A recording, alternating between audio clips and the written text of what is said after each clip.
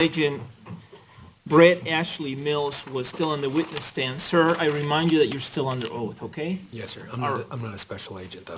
Oh, you're not, okay. No, sir. Is there a title that I should use? You can just No. call me Brett. Mr. Mills? Yes, sir. All right. Mr. Mills, sorry. I think Ms. Pearson referred to you as special agent. So, all right, Mr. Mills is on the witness stand. Ms. Pearson, you may resume your direct examination of Mr. Mills. Mr. Mills, was the data that was collected in the theater, in this case, used to make a model of the theater? Yes, ma'am. And have you had an opportunity to view the model that we have in the courtroom? Yes, ma'am. Is that the model that was constructed from the data collected in the theater? Yes, ma'am, it was. Was it made to scale? To my knowledge, yes, ma'am. Thank you.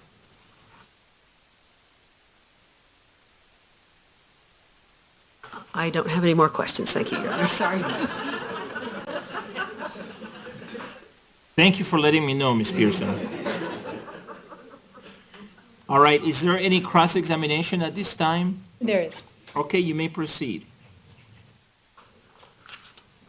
Good afternoon, Mr. Mills. Good afternoon, ma'am. I want to follow up on the, testimony that you made earlier regarding holes and impacts that are not related to bullets or bullet fragments in Theater 9. Yes, ma'am. Okay, I want to start or talk about impact 9-1. May I refer to my note? Sure, if that would, oh, Do you have any objection? I don't. Go ahead, sir. Thank you, sir.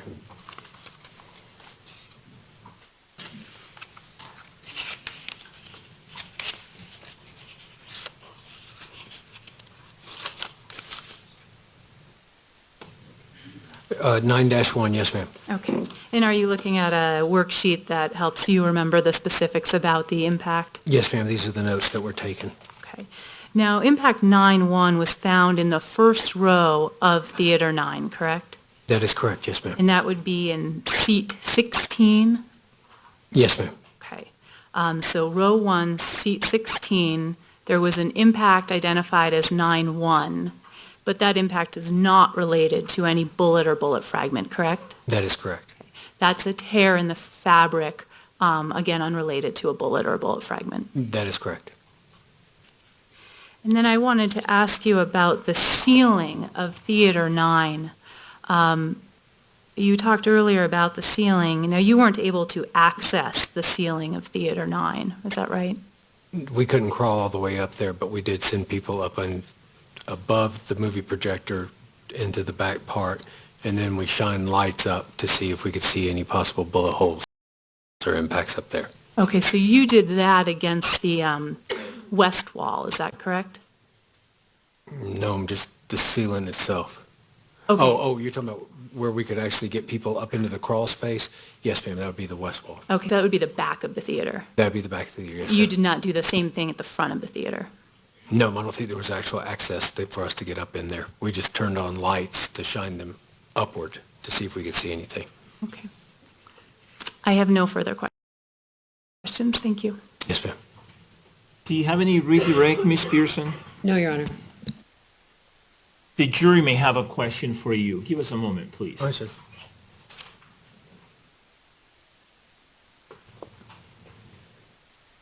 Thank you.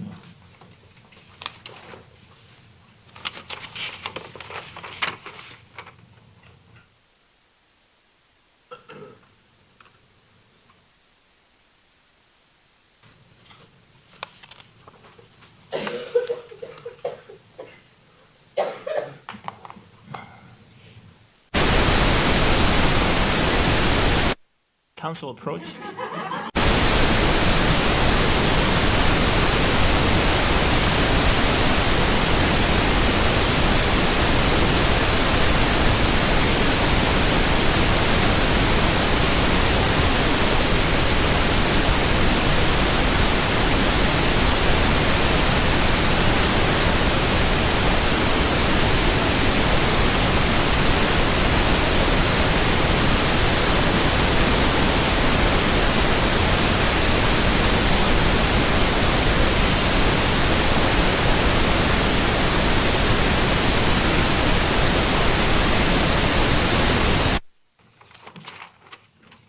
right, sir, thank you very much. May he be released from his subpoena, Ms. Pearson? He may, Your Honor.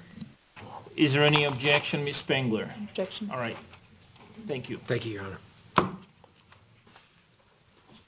Please call your next witness.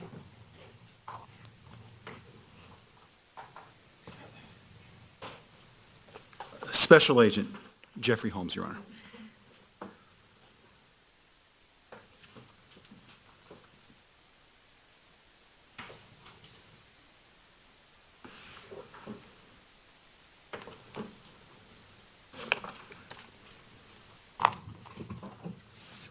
Good afternoon. You solemnly swear or affirm under penalty of law that the testimony you're about to give will be the truth, the whole truth, and nothing but the truth. Yes. Please be seated. Please tell us your full name for the record and spell your first, middle, and last names. Jeffrey William Holmes, first name spelled Jeffrey. Middle name William, William. Last name Holmes, Holmes. Mr. Orman, you may proceed. Thank you, sir. Who do you work for, and what do you do for a living? I work for the Federal Bureau of Investigation. Currently, I am a supervisory special agent assigned to the FBI headquarters Where is the FBI headquarters? in Washington, D.C. I'd like to ask you about July 21st of 2012. What was your assignment back then? I was a special agent assigned to the Denver field office. Were you part of one of the Denver field office's evidence response teams? Yes. What was your role as far as an evidence response technician back then when you were on that team? I have a background in computers. I work on a computer intrusion squad. I've also had some computer forensics training. So I primarily assisted with the evidence response team in seizing digital evidence. In other words, computers and stuff like that? Correct. I'd like to ask you about some computers and similar items that you collected from the apartment. Actually, I guess I should first ask, did you collect computers and similar items from the apartment? Yes. Were you sort of the first person to go in there and collect evidence and bring it out? We went in as a team. I was primarily looking for digital evidence and those type of items, computers and similar items. We've had some testimony in this case about items being collected by the FBI evidence response team and then taken on an airplane to Quantico, Virginia for analysis at the FBI lab in Quantico. The evidence items you collected, were they treated any differently? No. Well, were they taken to Quantico, Virginia? They were not. Okay. Yes. So were they treated any differently? Yes, they were. Instead of being taken to Quantico, Virginia, what happened to those pieces of evidence that you collected? The items that I took, I turned over to the Aurora Police Department to a detective, Gordon Madonna. Do you know how to spell that? Yes, I do. Could you? Yes. First name Gordon, Gordon. Last name Madonna, Madonna. I'd like to ask you then about some of these items, and Your Honor, if it please the court, I'd like to display some of the photographs that have been previously admitted. Yes.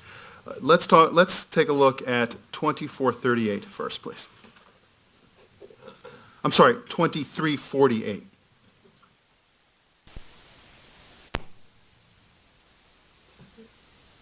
What are we looking at here?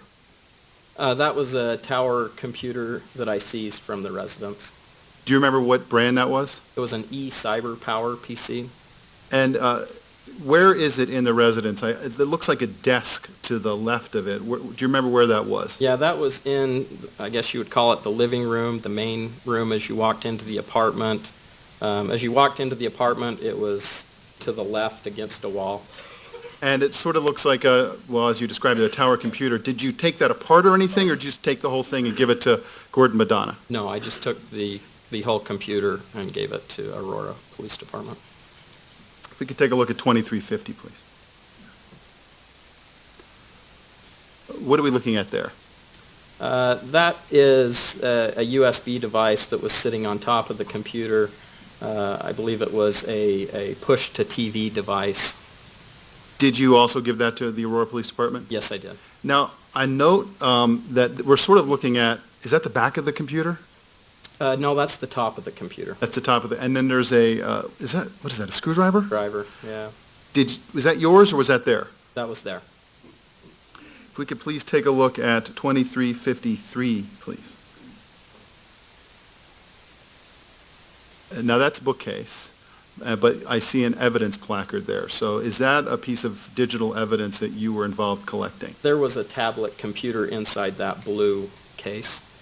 Did you take that? Yes, And what'd you do with it? I turned it over to Aurora Police Department. Do you remember the brand of the tablet device? I believe it was a LePan, L-E-P-A-N. If we could take a look at 2360, please. Now that is it's got a 5 on it. What is that? That was a Lenovo Tower computer system. Where was that located? It was near the other tower computer system. If you can see there, there was like a nightstand in between the two computer systems. And what did you do with that? I turned it over to the Aurora Police Department. And same question I asked you before, did you alter it or do anything to it in any way before you gave it to Aurora? No. And by the time you got there, after the bomb techs and everything had been through and all that had happened, were these two tower computers that were given to the Aurora Police Department, could you tell whether they were on or not? They were powered off.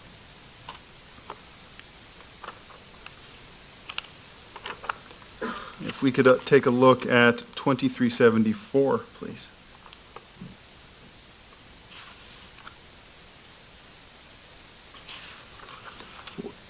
What are we looking at there? There's a laptop computer case which contained a laptop computer and a USB drive.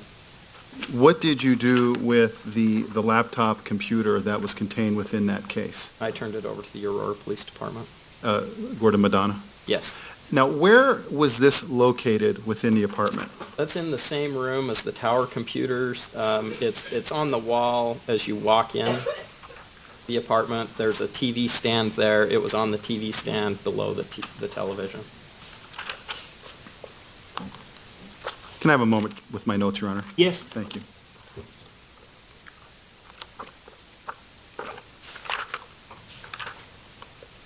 If we could put up 2422, please.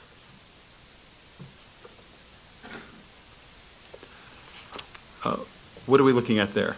That is a Motorola cable modem. And what did you do with that?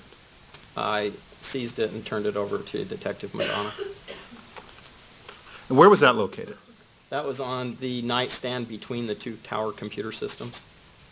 Now, actually, so if we're looking at this picture, we have the first one, which I think had the placard 1 next Right. to it, and the second one, which had a placard 5. On this, could you tell us where those two would be in relationship to this nightstand thing? Yeah, Tower 1 would be to the left of it. Tower 5 is to the right of it. In fact, you can see the number 5 label still on that tower.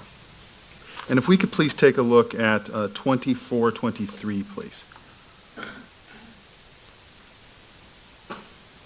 What are we looking at there?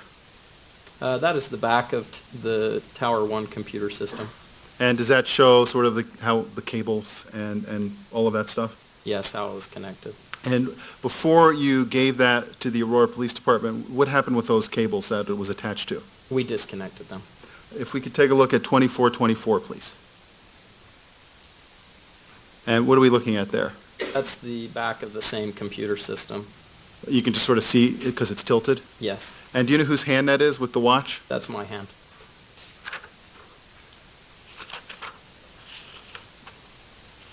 If I can just have a moment, Your Honor. Yes.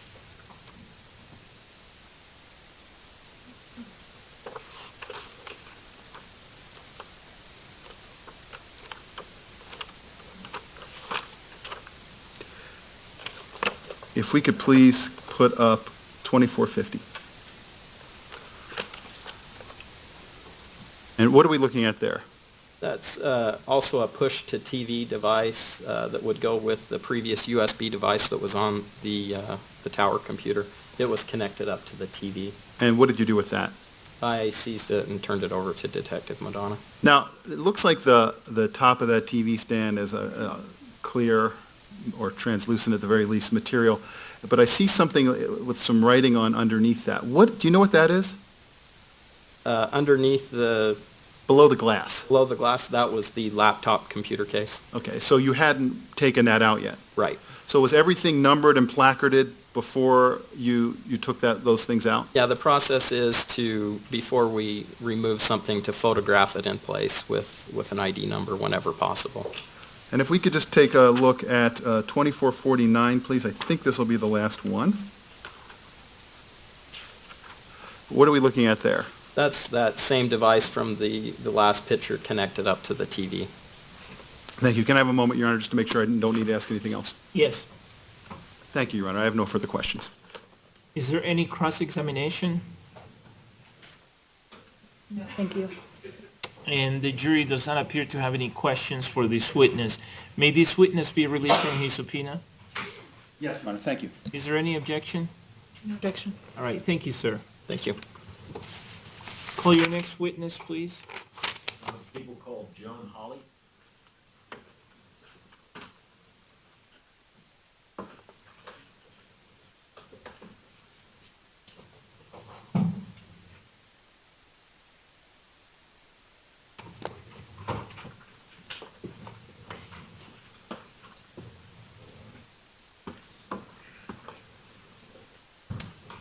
Good afternoon. Could I have you raise your right hand for me, please, so that I can administer an oath? Do you solemnly swear or affirm under penalty of law that the testimony you're about to give will be the truth, the whole truth, and nothing but the truth? Yes. Please be seated.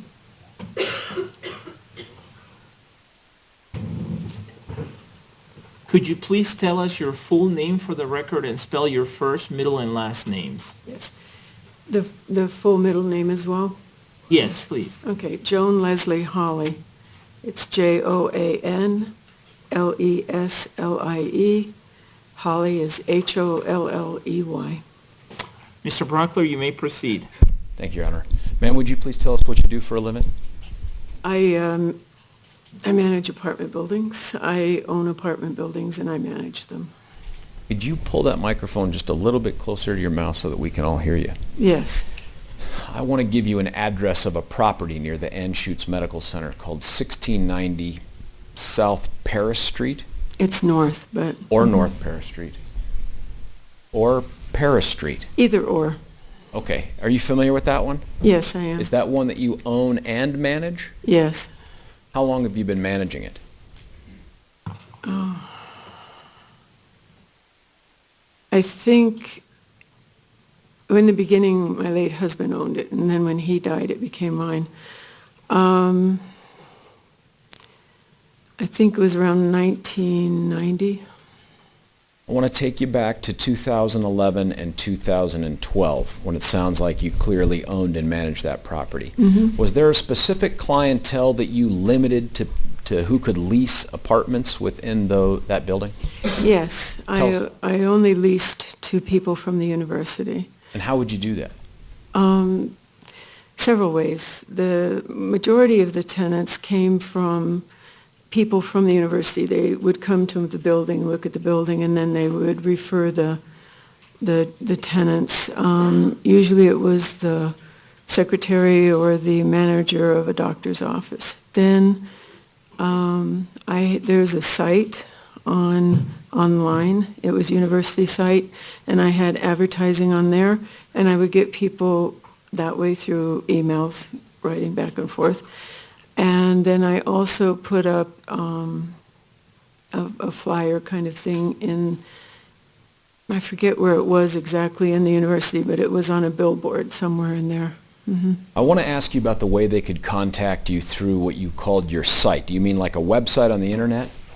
It was Holly Realty and Management, AOL.com. All right, and so could somebody email you from that website and inquire about the But different it's properties? not a website exactly, it's just an email address. Just an email address. Mhm, And Okay. yes, they could. May I approach the witness, Your Honor? Yes. Ma'am, I'm handing you what's been marked as People's Exhibit 1217. Now, it's 2 pages. I see you're getting your glasses. Yes.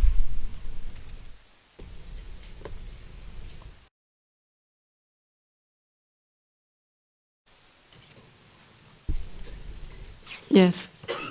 2 pages, and I've stapled them together, but I want to ask you, that very first page, do you recognize that first page? No. Does it look like a bunch of internet computer gibberish? Yes. Can you flip that over and go to the second page? Do you recognize what that is? Yes. What is that? These are emails between myself and Mr. Holmes, All right, and someone that you know to be James Holmes from the emails, is that fair? from the emails, yes. Looking at that series of exchanges between you and that person who identifies themselves as James Holmes, does that look like a fair and accurate copy and a hard copy of the electronic communications you had with James Holmes at the email address you described to us? Yes. Okay. Only this one is for Holly Joan. I had that too. Was that another way that you used back in 2011 to communicate with potential lessees? Yes, and then I changed it to Holly Realty, Holly Realty, yes. Okay. Your Honor, I'm going to move for the admission of People's Exhibit 1217 into evidence. Is there any objection? 401 and hearsay? All right, why don't you approach, please?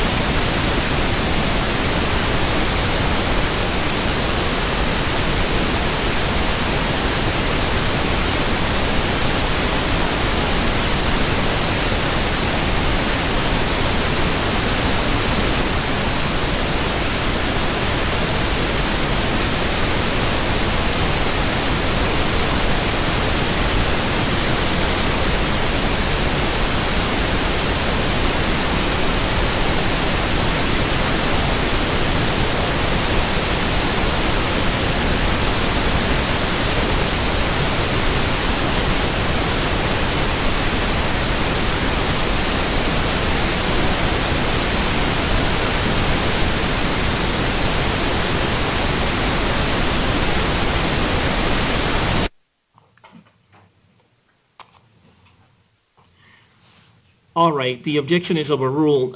P-TR-1217 is admitted. The second page of that exhibit is admitted, and now it is only a one-page exhibit based on the modification. So that second page is admitted. Members of the jury, the court has just admitted an exhibit that contains an email chain. The statements in this exhibit from this witness, Ms. Holly, are being introduced for a limited purpose. They are being introduced only to place the defendant's statements in context. They are not being introduced for their truth. So you cannot consider them for any other purpose than for the limited purpose for which I'm allowing it. Does everybody understand that? Great. And everyone's saying yes and nodding their head yes. All right, Mr. Brockler, you may proceed. Your Honor, with that ruling, may I publish this through the Elmo? You may.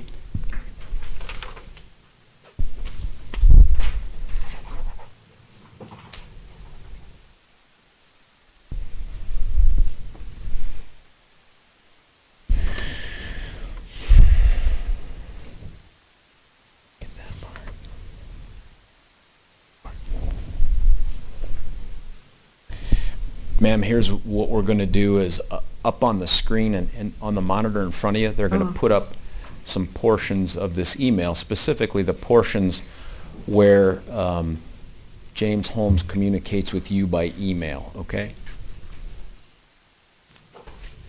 From the initial, and I'm sorry, ma'am, are you good to go? Just that bottom part.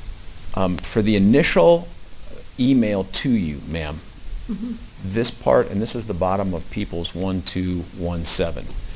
Does the defendant describe for you himself, how he views himself? Yes. He's quiet, he's easygoing.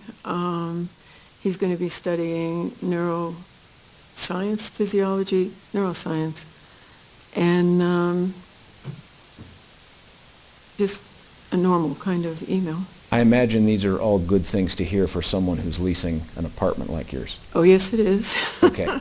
Now, there's an exchange that takes place beyond that, but then do you recall, based on this exhibit, the defendant specifically asking for a location in the building for where he wanted his apartment?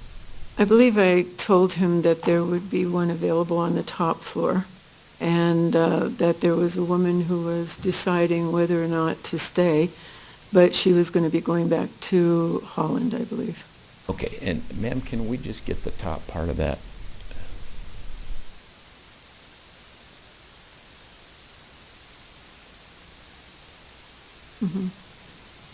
Okay.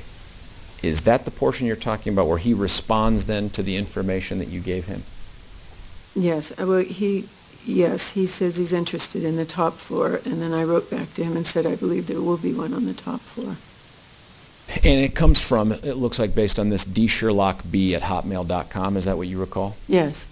Ma'am, thank you. You can take that down. Now, you never had any direct contact with the defendant in the leasing of this apartment? No, I did not. Do you recall any other subsequent meetings with the defendant? I don't recall any at all, no. Let me ask you about this, though. I do want to talk to you about your practices regarding leasing and who keeps the records for your business. Do you maintain copies of all the leases that are signed by both your employees and the people who lease your apartment? Yes, I keep the originals, actually. And would that be true of this particular apartment rented to James Holmes starting back in 2011? Yes, it would be. Your Honor, may I approach the witness? Yes. Ma'am, I'm handing you what's been marked as People's Exhibits 1218A, and the other one is 1218B. Yes. Take a look at those, and if you recognize them, let me know. Yes, I recognize these. Would you tell us what you recognize 1218A to be? It's a lease, it's my apartment rental agreement, and it is between Campbell Properties and Mr. Holmes. It's for 1 year, May 1st, 2011 to May 1st, 2012. And take a look at 1218B. Yes. How is that different? Well, he had finalized the other lease and had come back to re-rent, and so we signed a new lease for 6 months. And that began when and ran until when? May 1st, 2012 to November 1st, 2012. Now, these documents, these aren't the originals? No, they are not. Are they fair and accurate copies of the originals? Yes, they are. These documents, are they produced? And when I say produced, it looks like it's a form that's filled out with information. Is that fair? Correct. Is that information filled out at the time that this lease is being made with the lessee, or in this case, James Holmes? Yes, it is. And you've trained your employees to fill it out contemporaneously and sign it at the same time? Yes. Now, do you maintain these records in the ordinary course of your business? Oh, yes. You don't produce them just for potential future litigation, but for the conduct of your business? It is for my conduct of my business, yes. Okay. Anything about those that look like they've been altered or tampered other than the fact that they appear to be copies of the original?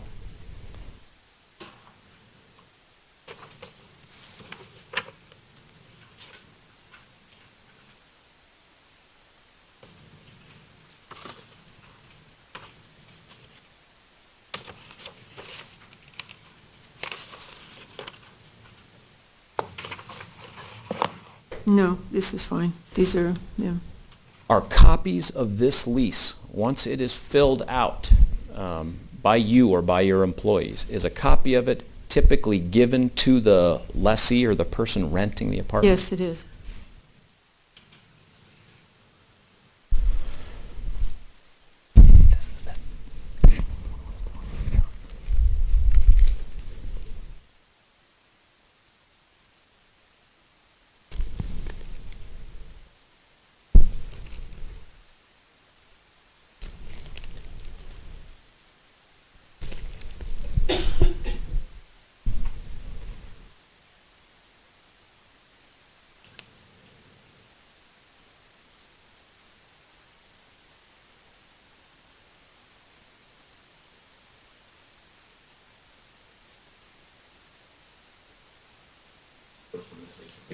Yes. Mm-hmm.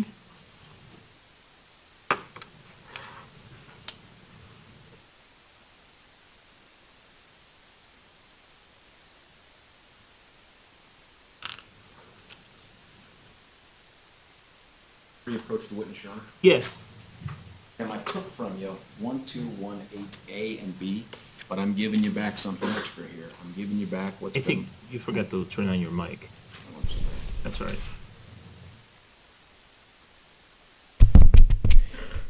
Thank you. Ma'am, I've given you back 1218A and B, but I'm giving you also what's been marked as People's Exhibit 893. Can you take a look at that and tell me if you recognize at least what's part of it? At least, pardon? Part of it. What's part of it? Yes. So let me do this just by way of setup. Would you agree with me that that Exhibit 893 includes what appears to be a lease, but then there's like a bunch of other receipts and stuff also included with it? Yes. And you don't have a clue what those receipts are, do you? You mean these receipts? Yes, ma'am? They are, I recognize the one stamped Holly Realty. Oh, where's that one come from? That's the one that comes from the office when someone asks for something to be fixed in their apartment. Okay. Would you take a look at the other ones, the bigger leasey looking sheets in there? Yeah. They're yellow. You mean these? Yes, ma'am. Okay, go ahead.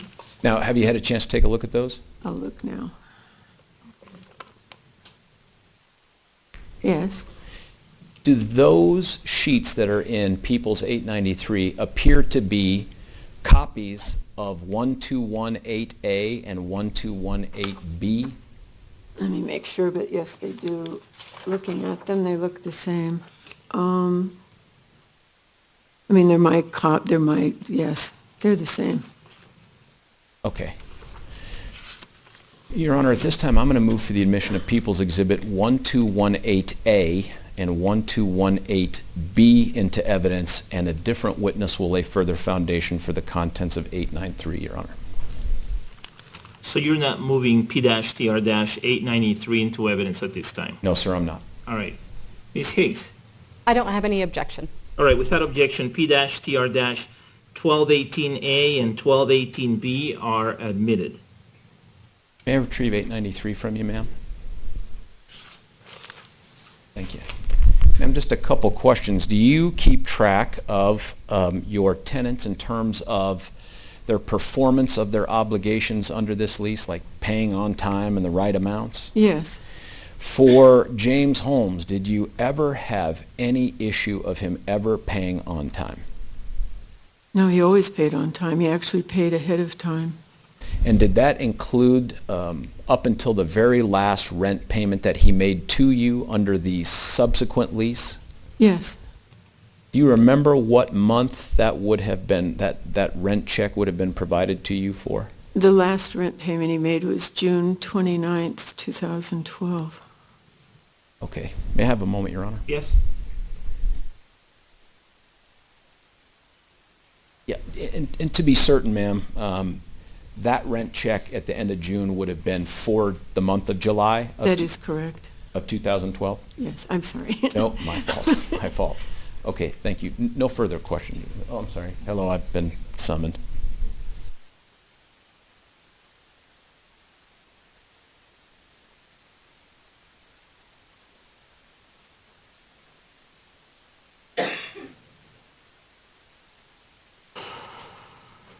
Okay.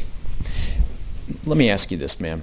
You know what this trial's about and the events surrounding it, fair? Yes, yes. Subsequent to the events that really bring us in here into the courtroom, did you have the opportunity to go look at unit number 10, which you had leased to the defendant? Yes, I did. Can you tell us what observations you made about how much gasoline was in there? Objection, Your Honor. I think that calls for speculation. I'd also say it's cumulative and object under 401 and 403.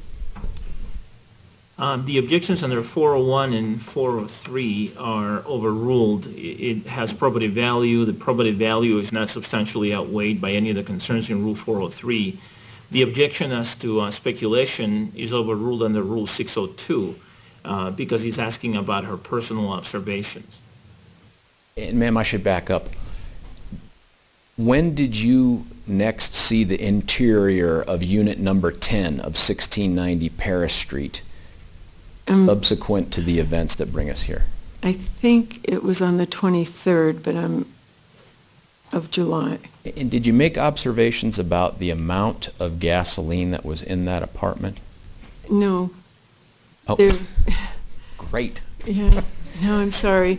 It was this, there was smell and so on, but there was no, I didn't see anything. Tell us about the smell so I can get at least something for the question. Well, it was just a smell, and, you know, like there had been an explosion in the apartment, so, you know, it was just smelly from gas, from exploding, from whatever. Objection, Your Honor. Motion to strike. I think that's speculative. Well, it's sustained.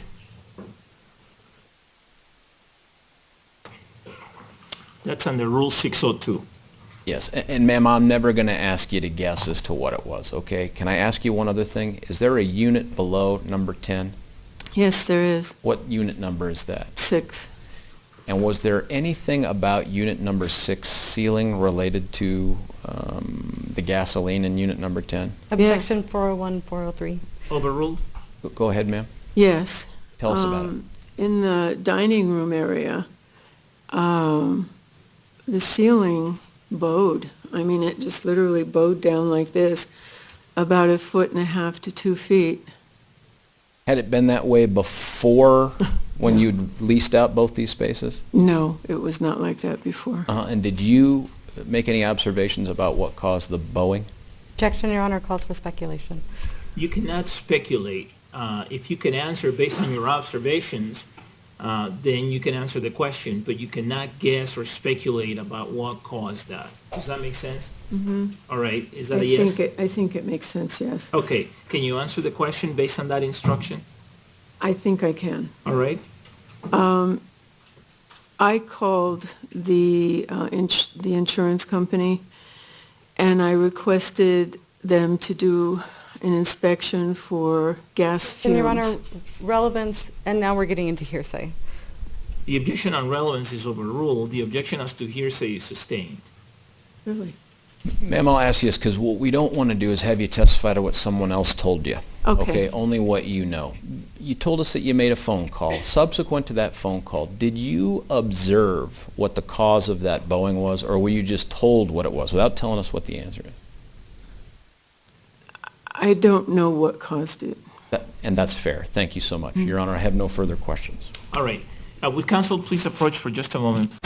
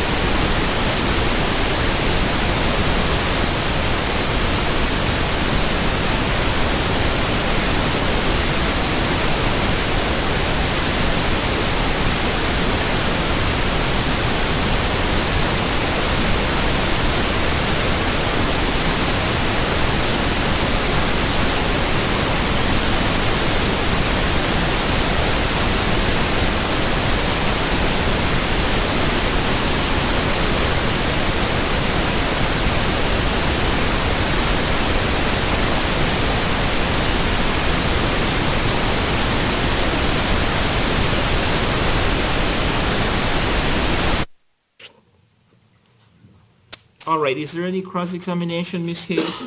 Just very quickly, ma'am. These apartments, it's a 3-story apartment building, correct? 2.5, they call it, because part of it's underground, but yes, 3. But there are 3 floors of apartments? Yes, Okay. And the apartments stack one above the other? that is correct. So if somebody was living on the 1st or 2nd floor, they'd have somebody living above them? Yes. Okay. And it's not odd that somebody may request an apartment on the 3rd floor, is it? I'm trying to think. I don't get very many requests for a top floor now. If you're living on the top floor, nobody would be living above you, is that right? That is correct. Okay. Thank you. I don't have anything further. Is there any redirect, Mr. Brockler? There may be a question from the jury, so give us a moment, please. Okay. Thank you.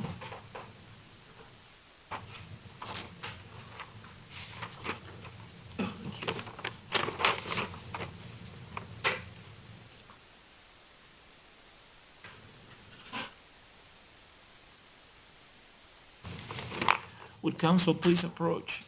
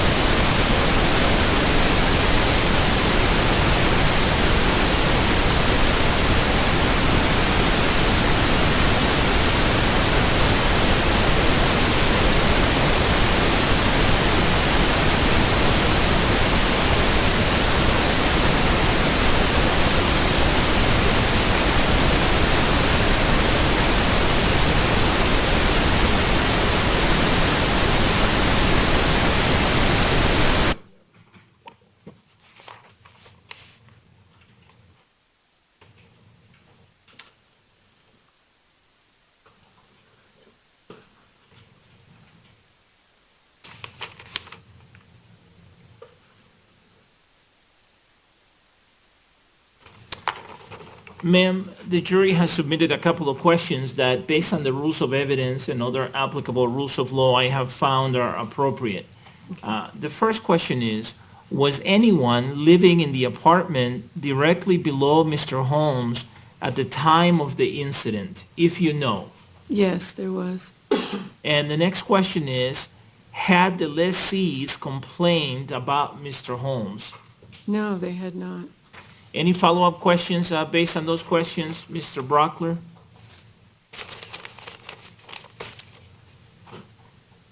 Just one follow-up, Your Honor. Just one follow-up, Your Honor. Okay, go ahead. Ma'am, based on that question, between 2011 and 2012, was that entire building at 1690 leased out? I believe it was, yes. And that includes through July of 2012? Yes, we might have had a turnover going on, I don't know, but it was usually leased out. People would move out, people would move in.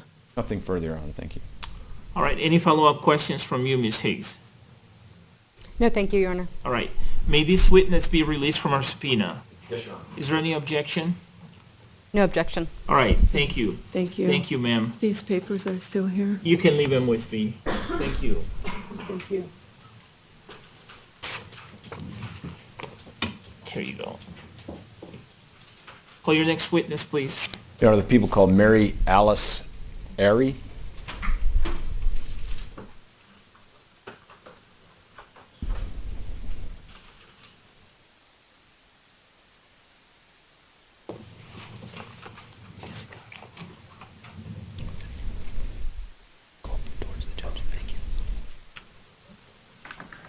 Good afternoon.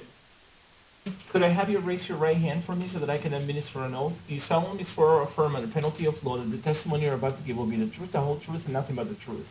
Yes. Please be seated.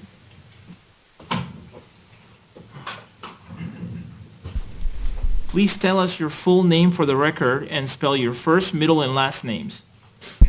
Mary Alice Ary. My first name is Mary Alice, Mary, Alice, and the last name is Ary, Arre. Mr. Brockler, you may proceed. Thank you, Your Honor. Ma'am, would you tell us what you do for a living? Currently, I'm in apartment management business. Now, we just saw a woman named Joan Hawley leave here. Do you work for her? Yes, I do. How long have you worked for her?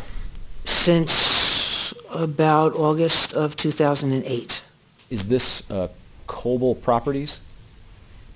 It's actually Holly Realty and Management, and it manages, Campbell Properties is one of the properties that we manage. Now, we heard Ms. Hawley talk about some leases, and Your Honor, if I could grab up the 1218B with the court's permission? Yes. Ms. Zego, would you hand it to him, please? Thank you. I'm handing you what's been previously admitted as People's Exhibits 1218A, that's on the bottom, and 1218B. I should have said A. Would you take a look at 1218A? Mm-hmm. Is that yes, ma'am? Yes. And are you familiar with that particular lease copy? Yes, I am. How come? I filled it out. Did you end up leasing unit number 10 from 1690 Paris Street to the defendant seated over here in the blue and white striped shirt with the glasses and the beard and the mustache? Yes, I did. And when did you do that? The date on this is April 20th, 2011, so that would be when we completed this lease. Now, during the time that you have this lease, you and the defendant go over it and fill it out. How close are you to him? Just across the desk, so about the distance maybe from here to here. Do you recall how he presented to you or appeared to you back in April of 2011? He was polite and had a soft demeanor, not anything. He just was filling out his lease. Did he strike you at all as particularly talkative or quiet? More quiet than talkative. Did he seem to understand everything that you went over with him in filling out the lease? Oh, yes. Do you recall any unusual questions? None. you fill it out, and that sets him up according to those lease terms from May 1st until when? It was May 1st, 2011 to May 1st, 2012. Now, there's another lease up there, 1218B. Do you see that one? Yes, That one lasts from what period of time until when? May 1st, 2012 to November 1st, 2012. 6 months. In addition to your duties of sitting down with would-be lessees and filling out the leases and all that, do you also do other things in the office related to rent? Oh, yes. Tell us what you do. I collect rents. Okay, that's huge. Which is the Big. most important thing related to rent. I collect rents. Sometimes I show property. I show an apartment. And then I do whatever other administrative paperwork is involved. Is there a typical method by which people pay rent for the property that you manage? Yes, How is that? they bring their rent to the office. It's the only way we collect rent. And when you say bring rent to the office, you mean in gold bullion. I wish. Is it in? They, well, for that particular building, they were allowed to have personal checks. Okay. Now, you know where 1690 Paris Street is. Yes, I do. And I'm so sorry. How far is your office where you collected the rent checks from that property? I think it was about 7 blocks, something like that. Still in the area. Absolutely. Now, during the time between May 1st, 2011 and end of June 2012, were you there to see the defendant come in and pay his rent by check? Yes, Ballpark, how many times did you do it?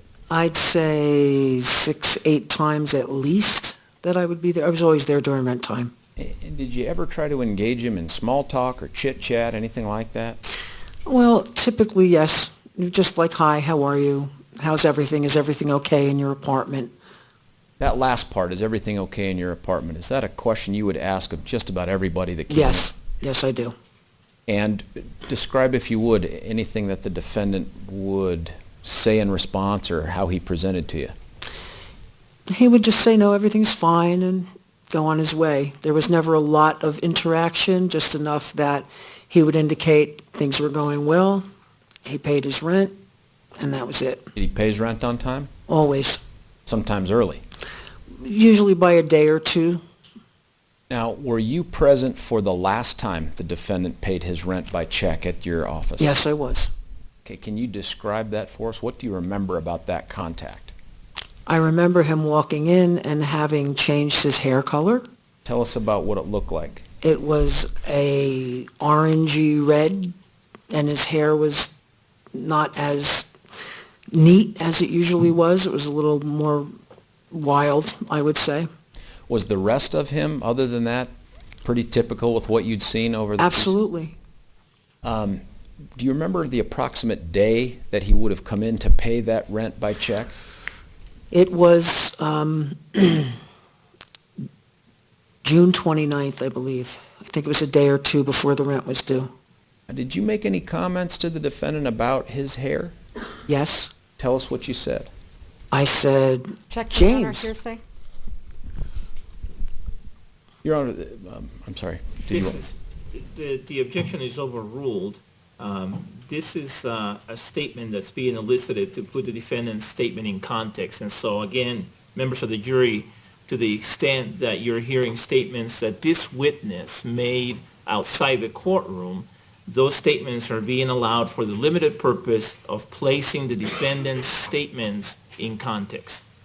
And so you may not consider those statements by this witness for any other purpose. All right, you may proceed. Thank you, Your Honor. Ma'am, finish what you were saying. You said what to the defendant? I said, James, you changed your hair color. How did he respond to you, if at all? He just said, oh, yeah. It was not something that he made any big deal about. He just, yes, he changed his hair color. Did he indicate to you why he changed his hair color? No. Did you have any other additional conversation with him? No. Now look, from the first contact that you had with the defendant back in April of 2011 when you filled out that lease, all the way until this June 29th, 2012 date, other than the change in hair color, Did you detect any difference in this guy? No. May I have a moment, Your Honor? You may. Nothing further, Your Honor. Thank you. Cross-examination, Ms. Higgs? Yes, briefly, thank you, Your Honor. I'm sorry, how do you pronounce your last name again? Ari. Ari. Miss Ari, I want to talk to you a little bit about ways that you've kind of described James Holmes and your interactions with him. And I know you said here today he was always polite, right? Yes. Sweet to you? Sure. No sharp edges or attitude for you? No. Okay. Not outgoing? No. When you would have interactions with him when he would come in and pay rent, based on what you've said, tell me if this is fair. It sounds like it was only maybe 30 seconds, a minute, 2 minutes of interaction with him. Yes, that's all. Okay. And that was consistent every time that you had contact with him Yes. to pay rent? Okay.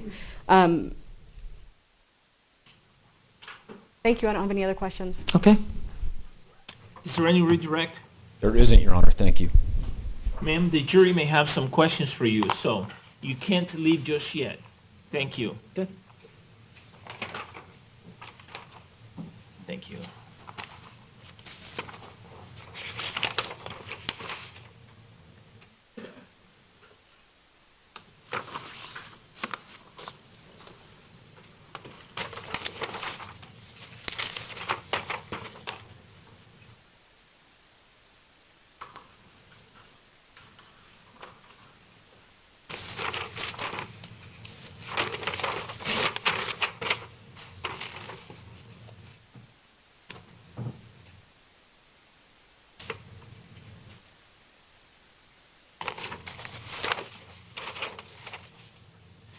Would counsel please approach?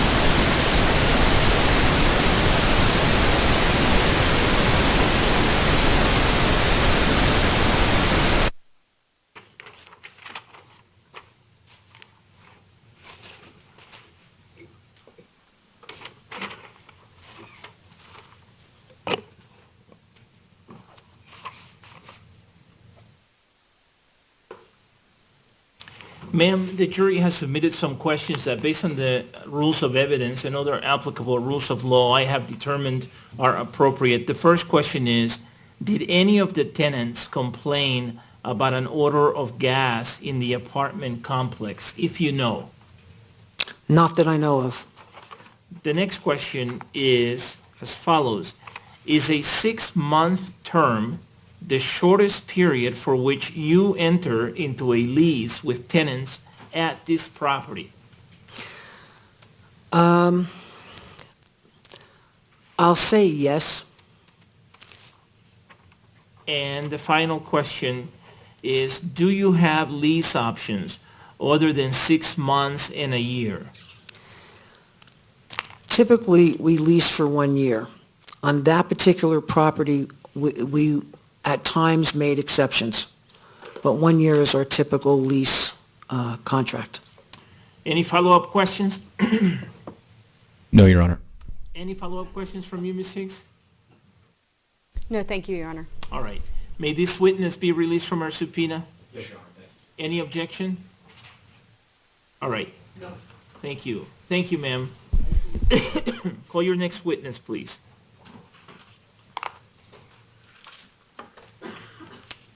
Kevin Campbell.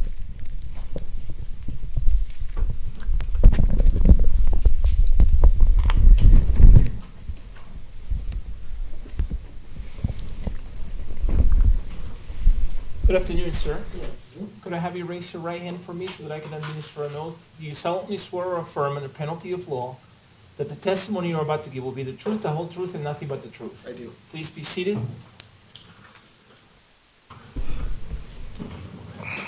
Could you please tell us your full name and spell your first, middle, and last names? Kevin Michael Campbell. It's Kevin Michael Campbell.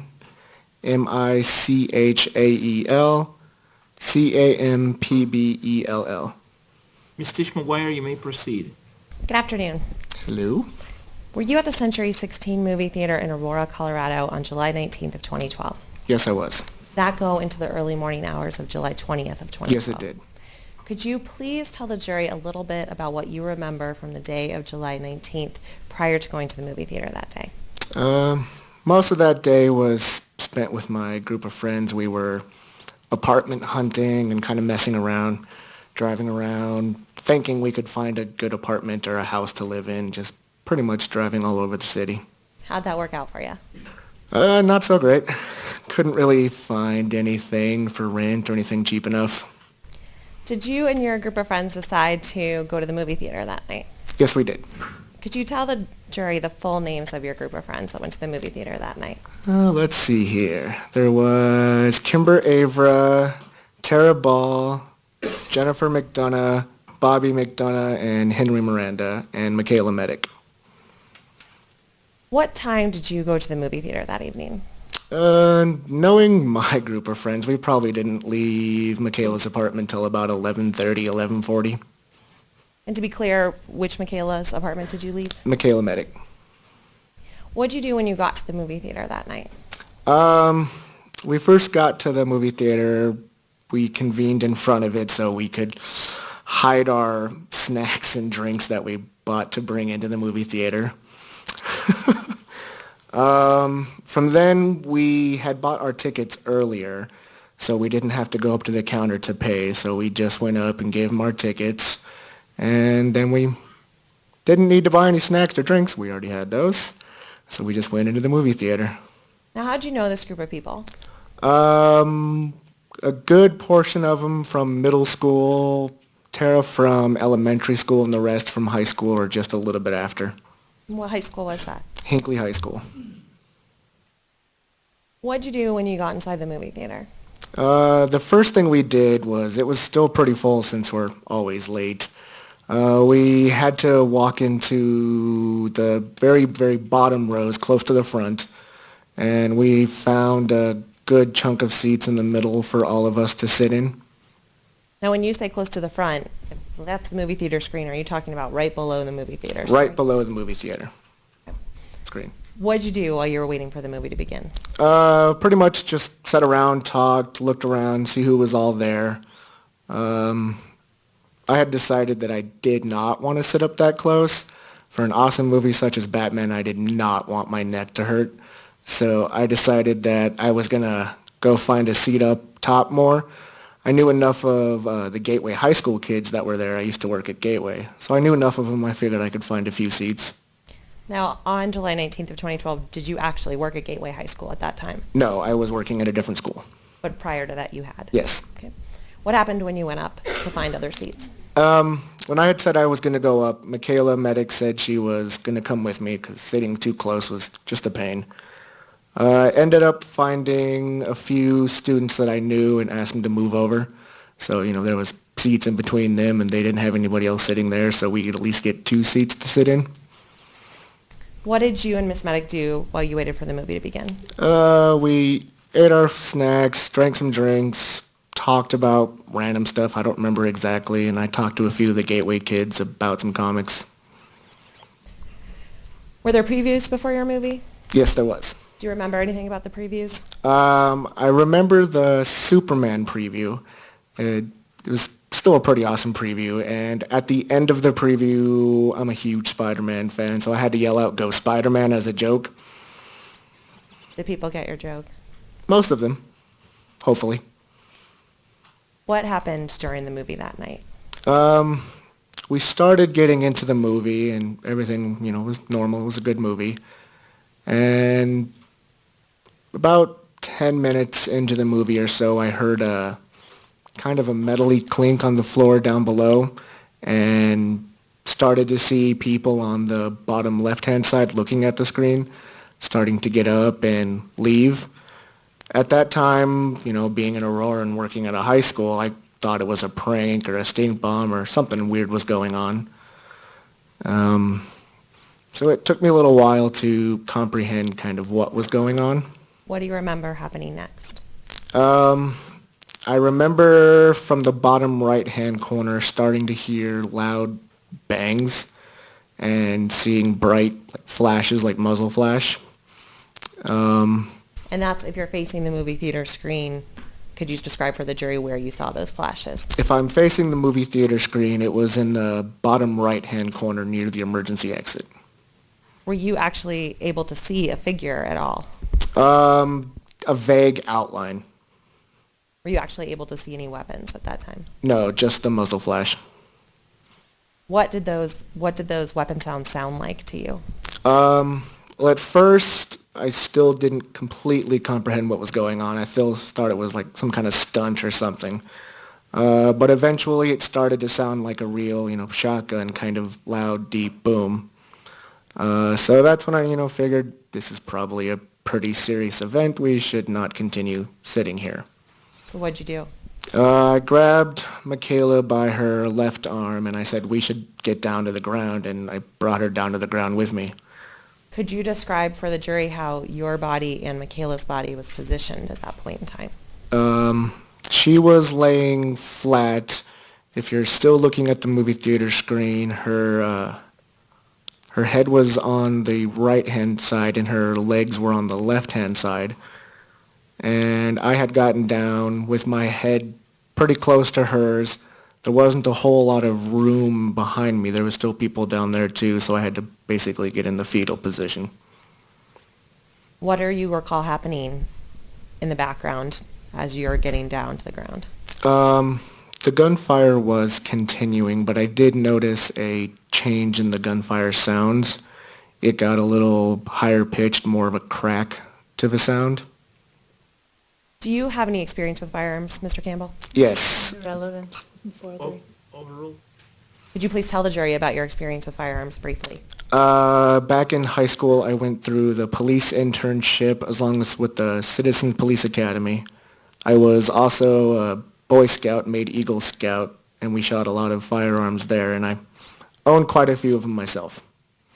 What weapon did you believe was being fired when you heard the change in pitch? I didn't exactly know what kind, but I knew it was a rifle of some sort. And could you describe for the jury what sounds that weapon was making? It was a higher pitch than the first one, and it made more of a crack sound versus a boom. Was the speed of the gunshots any different than the earlier gunshots you had heard? At that time, I wasn't paying attention to much as the rate of fire. So while you and Miss Medic were on the ground, what do you remember happening next? Well, we were down there for a little bit. It felt like quite a long time when you were down there. I remember thinking, because I'm kind of stupid at times, how can I get down there to help the situation? How can I stop this guy? How can I, do anything to help the situation whatsoever? But being as dark as it was, I couldn't really get up without causing more danger to myself or anybody else. Couldn't tell where anybody was. What do you recall happening next? The next thing I know, I hear Michaela yell, "I'm hit," and she starts to cough and sounds like there's liquid, some gurgling sounds. Could you tell at that point in time where Miss Maddock had been hit? I could not. It was still too dark. Was she able to tell you anything about where she was? That was the last thing I heard from her, and after that I kind of blacked out a little bit. I remember screaming her name so she could, respond to me so I could make sure she was all right, if she could get up. I had heard the gunfire stop, so I figured that was a good time, so I was trying to communicate with her so we could get out and up. Did you try to physically touch her to see if you could get her up? Yes, she had her arms kind of in front of her head, so I was trying to grab her arms and shoulders and see if I could pick her up at the time and pull her with me. Were you able to do so? I was not. Before I knew it was happening, somehow, some way, somebody had, I guess, seen what I was doing and grabbed me from the next row, because the next thing I know, I was in the row above, standing up. What do you recall doing after that? At that moment, it was, oh crap, I'm standing up, I could be hit, it's time to get the hell out of here. Were you able to do so? Yes. Please describe for the jury how you got out of the theater. If you're still looking at the screen, I walked towards the left side of the theater and up to the very back exit on top. What happened when you got out behind that door? When I got out of the door, we went to the left and down the stairs back to the lobby, and about 2 or 3 steps in, I heard another young female saying, Objection to hearsay. Sustain. Without saying what that person said to you, did you then offer to provide assistance to that person? yes, I did. I put her arm around mine and helped her down the stairs. Your Honor, if I may approach the witness with what's been marked as People's Exhibit 1116. Yes.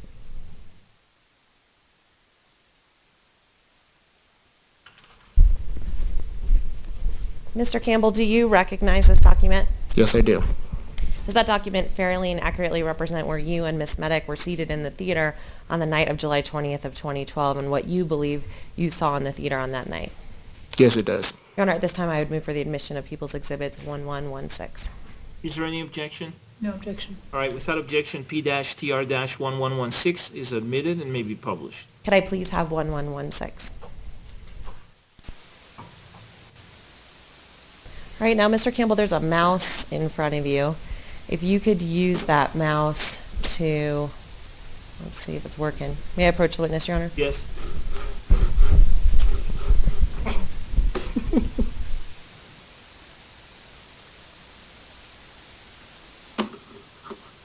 All right. If you could use the mouse to show the jury where you and Miss Medic were seated. Michaela and I were seated in this general area. All right, and which seat's yours and which seats is Michaela's? I was on her right-hand side and she was on my left. Now, could you also show the jury where it was that you were first seated in the theater before you decided to move that evening? We were in this area down here, towards the bottom. Could you tell the jury who was seated in those seats? It was Tera, Kimber, Henry, Jennifer, and Bobby. All right, could you please tell the jury on your diagram where it is that you saw that canister? I saw the canister fly across the screen from this way and land somewhere over here. All right, and could you also show the jury where you saw the muzzle flashes? It was close to the right side by the emergency exit, if I can get over there. Here. Okay. Thank you very much. Your Honor, if I could ask the court's permission for Mr. Campbell to approach the 3D model with me. Ms. Pink, you saw the same objection? I do. All right. The objection is overruled, and I'll make a record of it later. Thank you. Mr. Campbell, if you could grab that cordless microphone that's in front of you and turn it on and come meet me at the 3D model, please. All right, Mr. Campbell, if you can kind of stay here with me so we don't block the jury's view, could you please show the jury where you and Ms. Medic were seated that evening? You can, if you need to walk around to see it, you can do that. Let's see. We would have been somewhere up here towards the right. And again, who was closer to the right and who was closer to the I was on the right and Michaela was on the left. All right, and could you please show the jury on this diagram where it was that you saw the muzzle flashes? It was down here in the bottom corner. Where it was that you saw the canister? And over here, kind of by the handicap seating. And where you were initially seated in the theater that evening? Somewhere in this row, kind of towards the middle. Could you also please show the jury where it was that you exited and show them your exit path from where you were seated? I went from here up to this back exit up here. All right, thank you very much. You can take your seat, Mr. Campbell.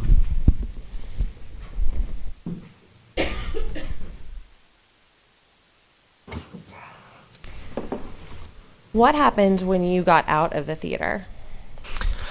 After the other female and I got out of the theater, I got her to emergency personnel and then decided to go to my car to see if anybody else in my group had decided to kind of go to that direction and meet up there.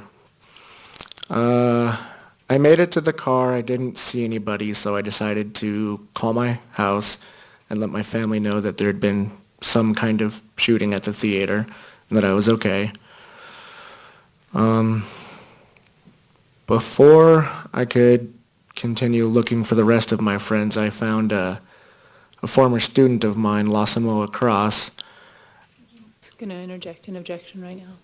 I expect this will call for hearsay. Oh, at this time, the question doesn't call for hearsay, so it's overruled. But, sir, you cannot talk about what someone else said to you outside the courtroom, okay? Okay. When you ran into Miss Cross, was she missing the party that she had gone to the theater with as well? Same objection. Leading and calls for hearsay. It's a yes or no question, Your Honor. I know, but it calls for hearsay. The objection is sustained. Did Miss Medic meet up with you in the parking lot at any point in time that evening? No, she did not. Were you able to find your other friends that you had initially gone to the theater with that evening? Eventually, yes. Your Honor, at this time, may I approach the witness of what's been marked as People's Exhibit 4711? Yes.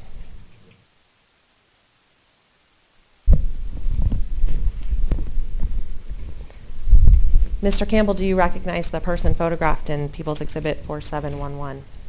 I do. Who is that person? This is Michaela Medic. Have you ever seen Miss Medic alive again since the date of July 20th of 2012? I did not. Your Honor, at this time, I move for the admission of People's Exhibit 4711 and ask for it to be published. Any objection? No objection. All right, without objection, it is admitted and it may be published.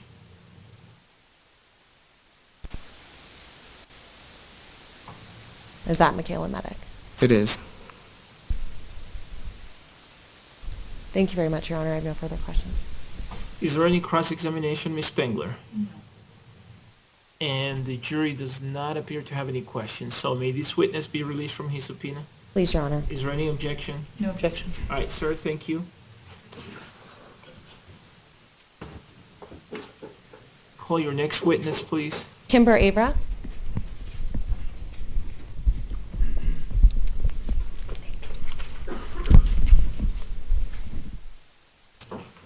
Good afternoon. Could I have you raise your right hand for me, please, so that I can administer an oath? Do you solemnly swear or affirm under penalty of law that the testimony you're about to give will be the truth, the whole truth, and nothing but the truth? I do. Please be seated.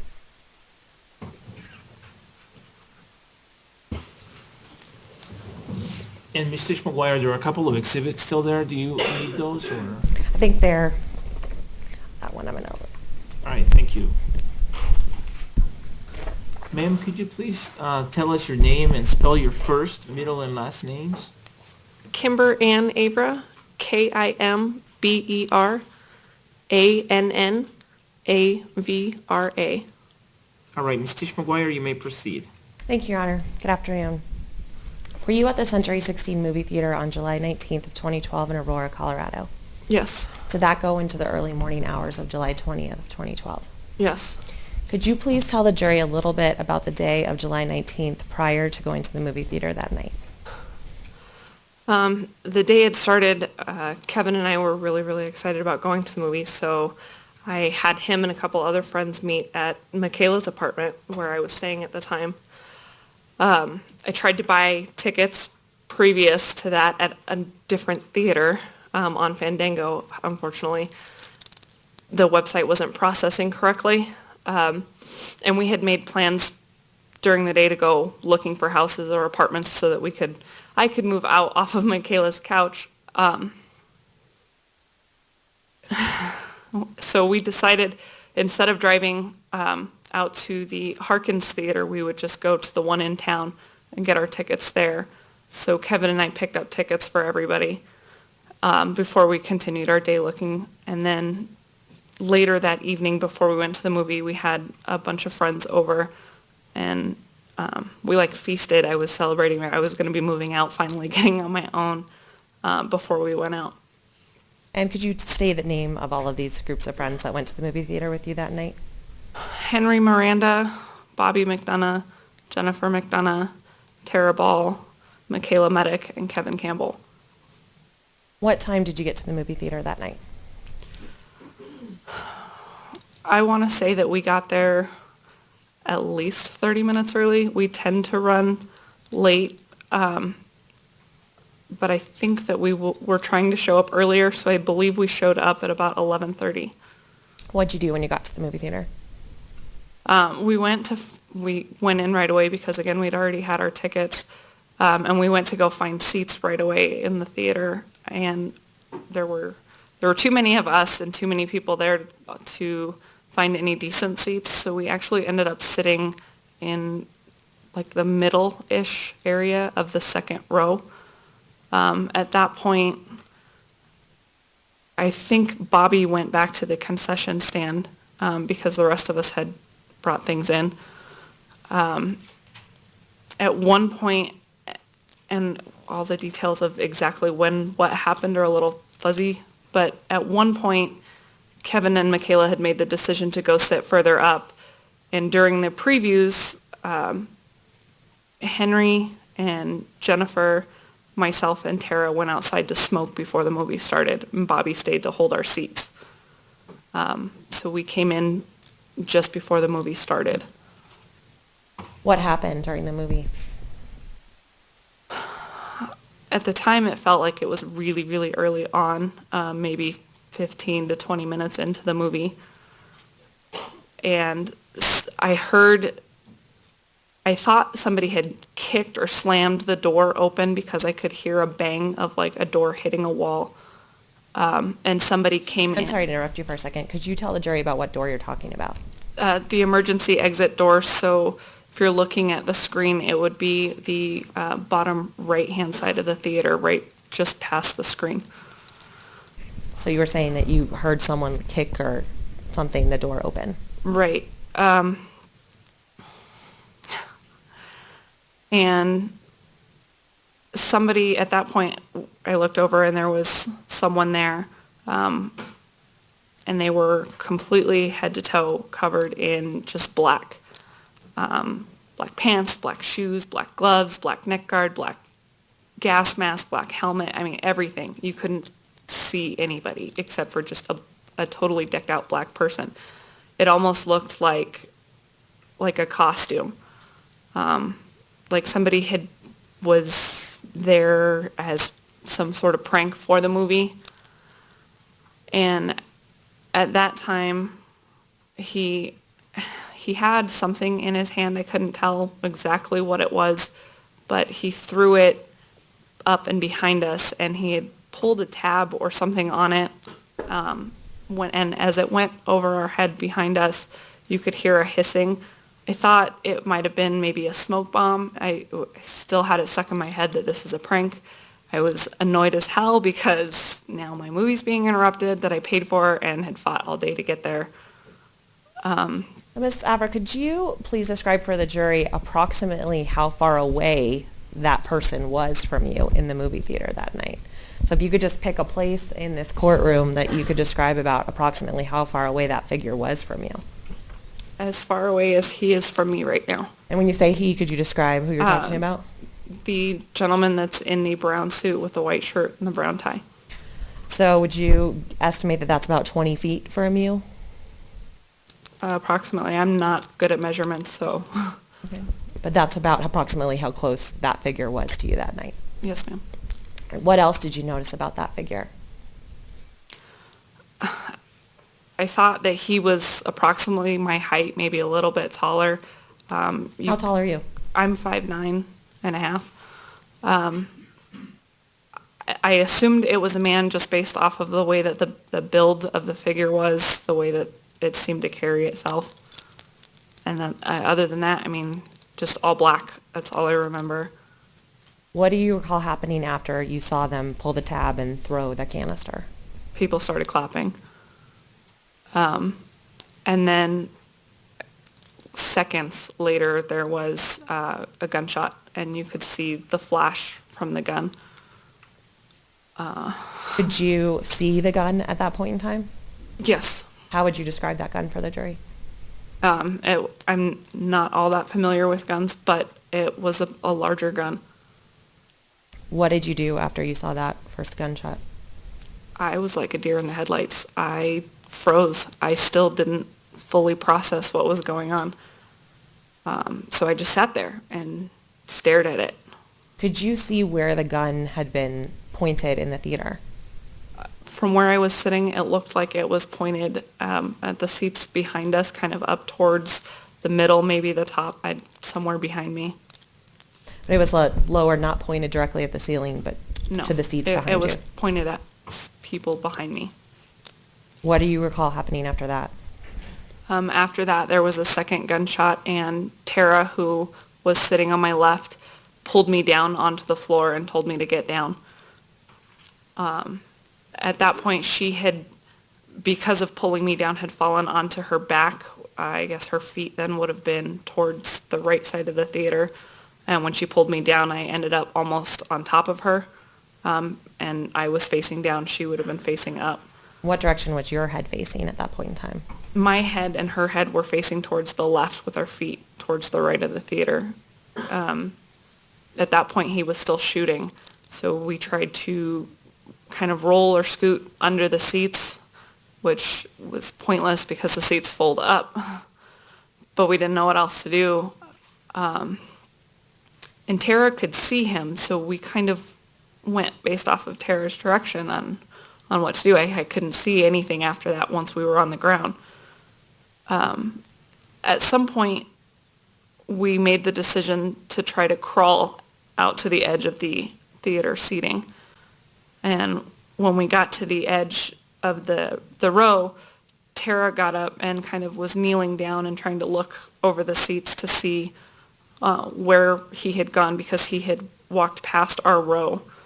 And when she said she couldn't see him anymore, we decided it was time to run. And we ran out under the hallway that goes under the stairs on the left side of the theater. At that point, I tripped and fell, and Tera helped pull me back up, and we ran out. When you were running out of the theater, were you still hearing gunshots at that point in time? Yes, ma'am. Had you noticed if the gunshots had changed in any pitch or sound to you at that point in time? At some point, to me, I thought that the gunshots sounded slower. I don't know that I paid attention to what the pitch was. Your Honor, if I may approach the witness at this time with what's been marked as People's Exhibit 1106. Yes.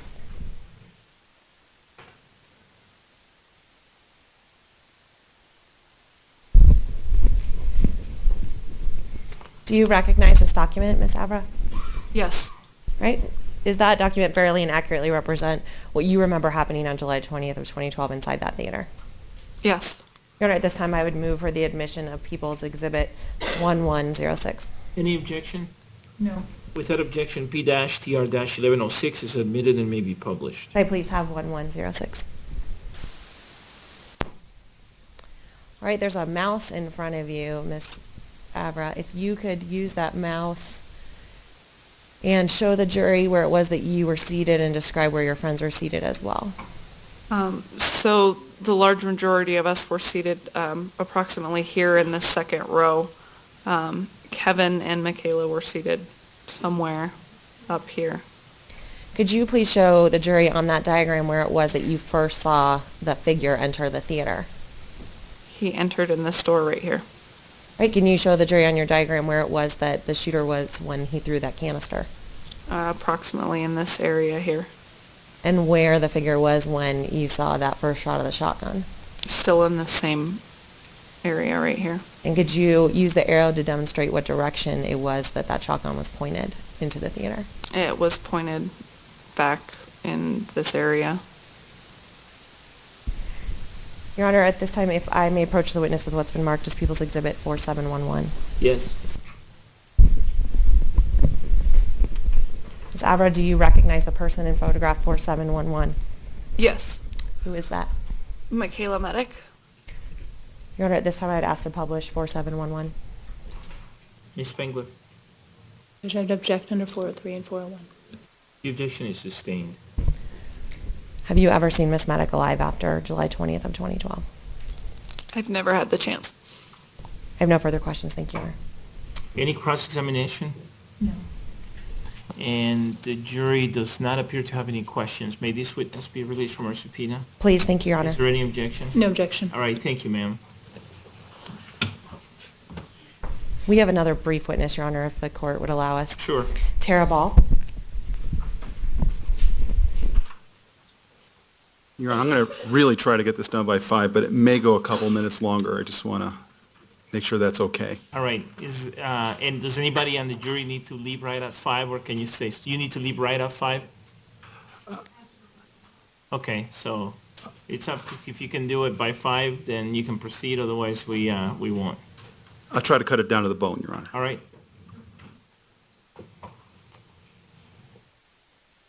Your Honor, I'm sorry, I'd ask to approach with the district attorney once the court's finished with the witness.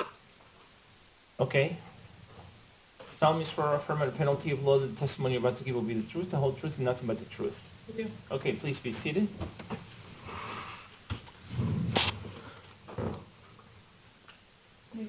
Oh, you want to approach now? I'm sorry, I misunderstood.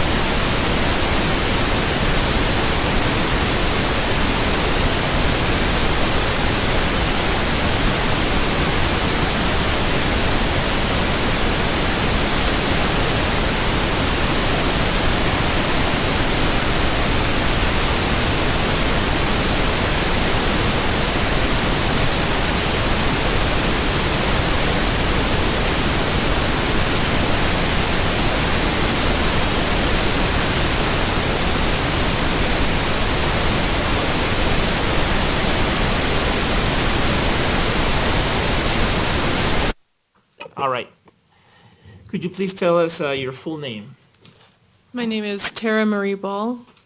And My can you spell your first, middle, and last names? first name is Tarra, middle is Marie, and last name is Bahl. All right, Mr. Orman, you may proceed. Thank you, ma'am. I want to ask you some questions about being in the Century 16 movie theater, the early morning hours of July 20th of 2012. Were you there?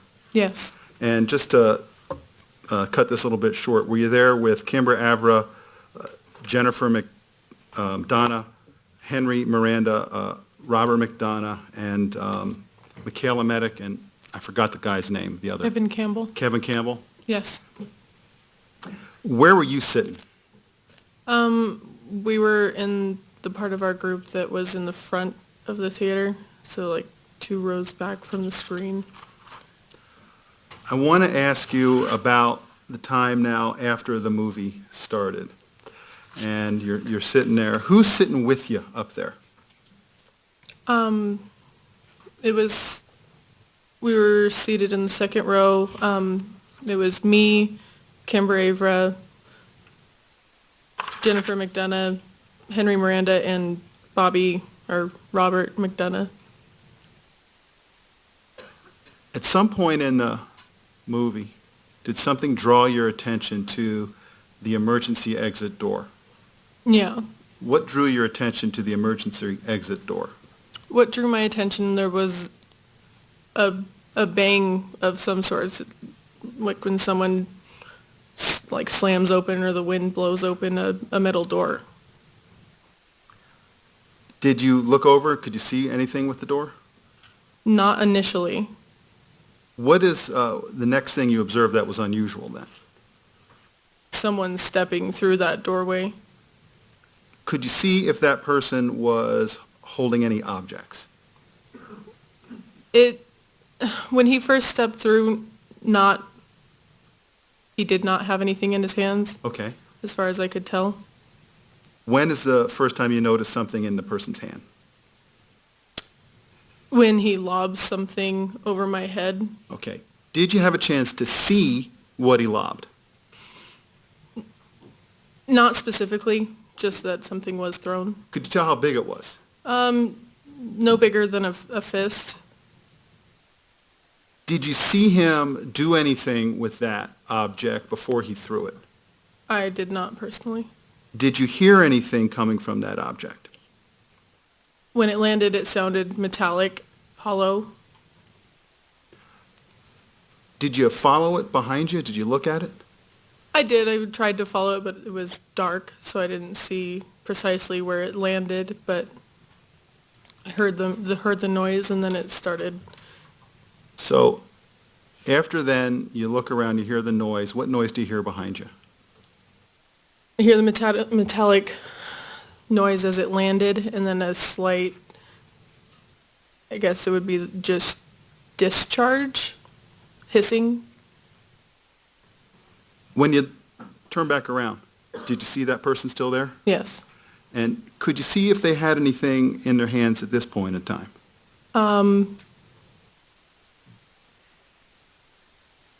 I did. Okay. I think he had a gun at that point. A gun. Now, let's say I want to divide guns into two types of guns. A handgun versus a long gun, either a rifle or a shotgun. Do you understand what I'm talking about? Is that a yes? Yes. Was it a handgun or a long gun? It was a longer gun. What was he doing with the gun? He was aiming at the crowd. Move to strike. On what ground? It calls for speculation and state of mind. Overruled. She's testifying about her observation. Ma'am, I will warn you that you cannot speculate. You can only testify about your observations, okay? Yes, sir. All right, under Rule 602, the objection is overruled. All Could right. you? I'm sorry, Your Honor. I Go didn't ahead. mean to interrupt you. That's okay, go ahead. Could you see how the person was holding the gun? As a shotgun or a rifle, not at his shoulder, but at his hip with the left hand out. Could I ask you to stand up? And I don't have a gun for you to hold, but do you think you could demonstrate with your hands how he was holding the gun? And point towards me, like that. So one of your hands is by your hip, and the other one is sort of held out? Is that a yes? Yes. Okay. Please sit down. Did you hear or see that gun fire? Yes. Which, heard or saw it? Both. What did it sound like? Gunfire. It was extremely loud within the theater, and I was very close proximity. Did you see any flashes? Yes.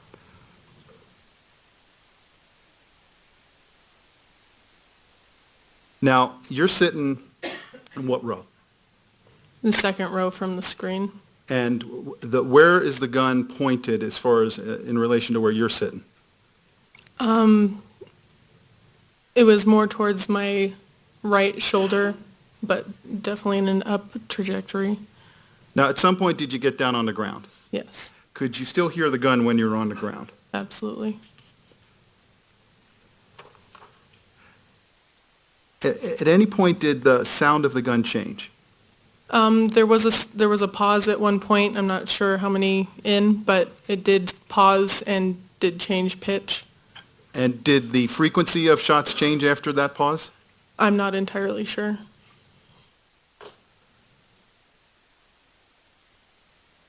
Did you, at any point, have another chance to see the gun? Yeah. After we got on the ground, I did a check to see where he was. I was terrified of him looking down the aisle and seeing all of us there. And So- where was he? At that point, he was still at the front corner of the theater where he had entered. When I looked again, after we had crawled a bit down the aisle, he was behind the front section of seats, and we kind of sat there for a second. Then what'd you do? From there, I looked again after we finished getting to the end of the row, and I didn't see him anymore. Did you have a chance to observe after you heard that change in pitch of the gun? I did look, but I didn't notice anything specific. Did you see the person with a gun at that point, or was that had you not already saw that? No, I had seen him. It had a gun every time. And after the pitch had changed, was there any difference in the way the gun that you saw was being held? I didn't notice. Your Honor, may I approach the witness with what has been marked as People's Exhibit 1110? Yes?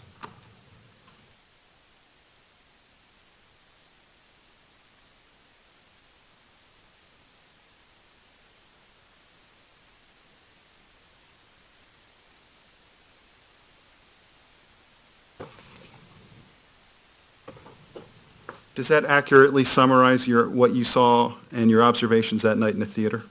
Yes, sir. Move to admit. Any objection? No objection. Without objection, P-TR-1110 is admitted and may be published. Can we put that up, please? And if we could zoom in on the upper sort of right-hand corner there. That's the left-hand corner. All right, that's fine. All right, so I want to ask you about where you've wrote S2, S1, and S3. What does S1 indicate? S1 indicates where I initially saw Okay. the person. And what does S2 indicate? S2 is where he stepped into the actual theater and threw the smoke bomb. And what does S3, that arrow going down there, indicate? S3 is the last sighting I had of him.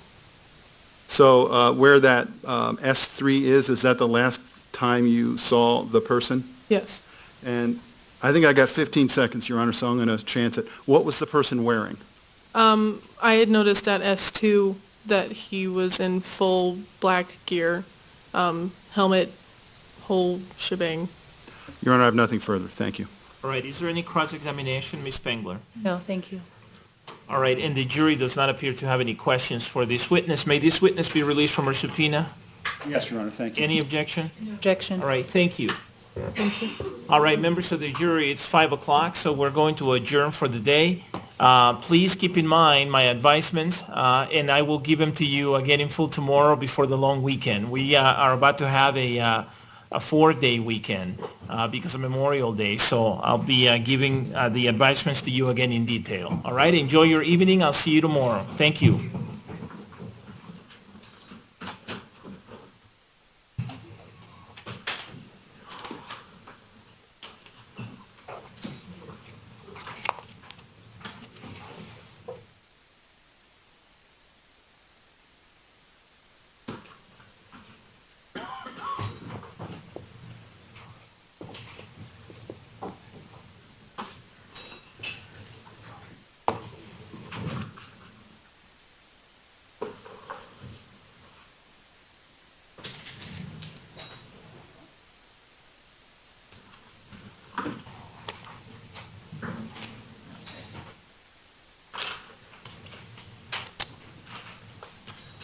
The record should reflect that the jury has exited the courtroom. Everyone may be seated, please.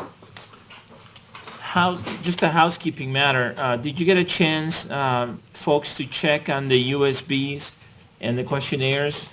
Mr. King? Yes, Your Honor, and all of the USBs have been returned to the court, and the few remaining questionnaires that we had were being destroyed as of 4 o'clock, so I'm sure it's done by now. Okay, great, thank you. I appreciate that.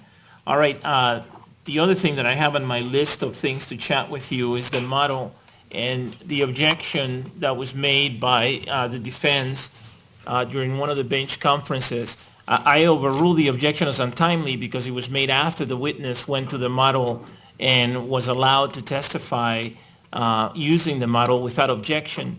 But I told Ms. Spengler that we could talk about it later, and she raised a timely objection after that with a different witness.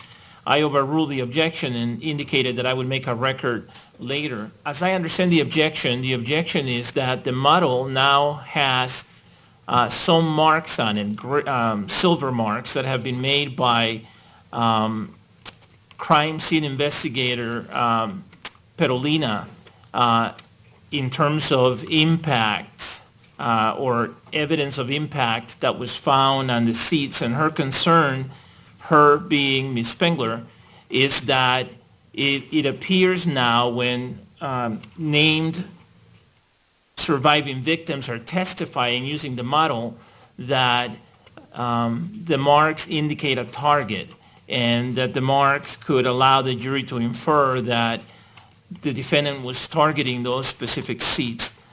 Did I understand your objection correctly, Ms. Spengler? Well, that's a part of the prejudice. But yes, the demonstrative exhibit is now in an altered state with those circles on certain seats. In addition, those circles, we heard the testimony today from Mr. Mills. It's not an accurate reflection of all of the impacts and holes that were identified in the theater. So that's sort of at the inception, the concern. My understanding is that the marks do not accurately represent every single impact, but that the marks represent the seats that were found to contain any kind of impact. And before Investigator Perolina was allowed to make those marks, I specifically asked at the bench if all those marks were impacts that had been made from bullets, and I was told that they are. So if I'm wrong about that, that needs to be corrected, but I don't think I am. Is that correct, Ms. Pearson? Your Honor, in Mr. Mills' testimony, he indicated that the one seat, which is in row 1 and it's separated from the rest, that they ultimately determined after tearing that seat apart that it was not in fact from a bullet, but it was from it was a tear in the seat. They found, he identified 4 other holes. However, there were multiple impacts in all of these other seats, so there are no other seats, with the exception of this one that's in the first row, that are not accurately noted as having been caused by bullets in the theater. Was that seat marked on the model?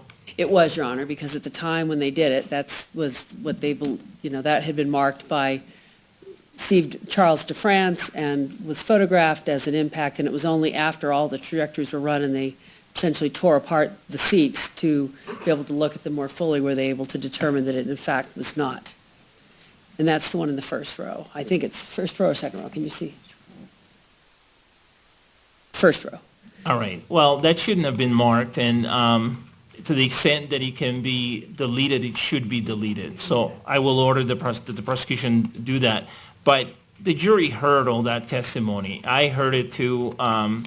That my understanding was exactly the same, that there was only one of these seats that had been believed to contain impact evidence that later was determined to not contain any impact evidence related to any bullets during the shooting. So other than that, all the other seats, it was confirmed that the impacts were from bullets. So I don't have that concern. And if the jury had not heard this testimony, I might have some concerns, but the jury has heard the testimony. Nobody has talked about, as I recall, sitting in seat number 1 in terms of a surviving listed victim who has testified and has used the model to testify. I don't recall anybody talking about sitting in that particular seat or even in that particular, that first row. I think someone testified who was sitting in the front area of the theater, but not in that first row or in that seat. But in an abundance of caution, the people should remove that mark from that seat, since it has been determined that that impact was not caused by any bullets. In terms of the target argument, again, the jury is listening to the evidence. They're watching the testimony. They're watching all the evidence that is being introduced. The jury understands by now, no doubt, what has been presented, which is that these marks do not represent specific impacts or holes on the seats. Rather, they are representative of seats that contained any bullet impacts, and now it's going to be corrected so that the mark on that seat in the first row does not have that mark. So I'm not concerned that the jury is going to be confused that somehow these are targets or that the defendant was targeting those specific individuals. The evidence in this case has not been consistent with that, and I'm not worried that the jury is going to draw any inferences, especially given that the jury was sitting here when Investigator Perolina testified and talked about when those impacts were found on those seats. This wasn't a situation where the defendant came into the theater and certain seats contained marks and he was looking for those seats or people sitting in those seats. And there is no indication at all or concern for me that the jury is going to think that way, or that by looking at the marks alone will cause the jury to think that the defendant was targeting anyone or that these were targets. The evidence has been clear as to what these marks represent, and I am not concerned at all about any confusion or any undue or unfair prejudice. To the extent that there's any prejudice, it is because it may be damaging testimony, but that's not reason to exclude the evidence.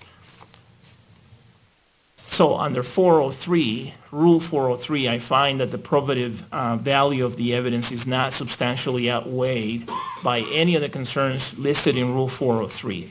Again, the objection that I'm ruling on right now is specific to the marks that have been made on the seats now and allowing folks who were at the theater during the shooting to testify about the places where they were seated, and allowing those folks to use the physical model that's here in the courtroom to explain their testimony, and the fact that some of those seats now contain silver marks based on Investigator Perolina's testimony.